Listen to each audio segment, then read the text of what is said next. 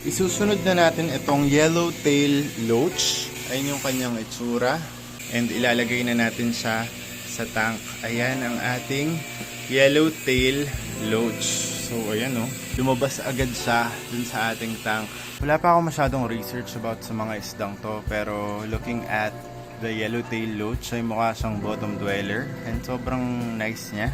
Yung katawan niya ay sobrang silky, parang scaleless, or hindi ako makakita ng kaliskis sa kanya. Nakakatuwa, para siyang higanteng koridora.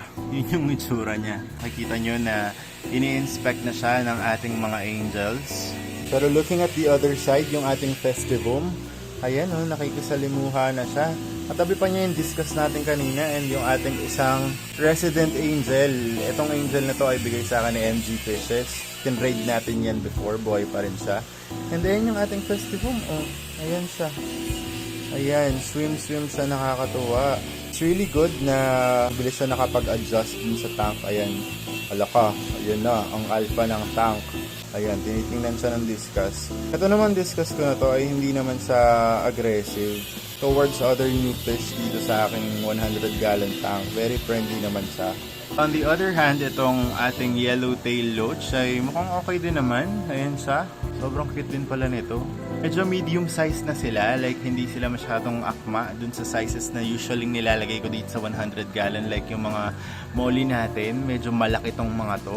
Pero ang ganda nilang addition sa ating 100 gallon Godzilla tank. Para sa ating 75 gallon stand ay pinapabaklas ko siya. Buti na lang nandito si Kevin tsaka si Kong. Kung hindi ko na alam yung gagawin ko. Makikita nyo kasi yung mga dulo-dulo niya ay kalakalawang na.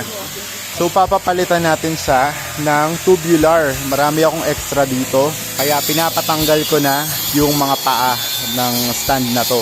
Sabay-sabay ang ganap dito sa aming bahay. Habang pinuputol yon ay dito naman on the side, lilinisan ko yung aking overhead sump. So meron ako ditong mga asin. Nilagyan ko ng asin para mamatay yung mga bacteria dito sa sump na to. Ito ay siguro itatapon ko na.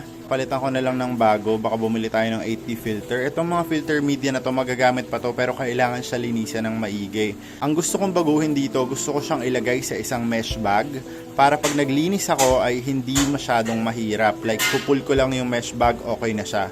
So, linisan ko lang to lahat, tapos papakita ko na lang sa inyo after. Ito na ang ating second hand stand version 2.0.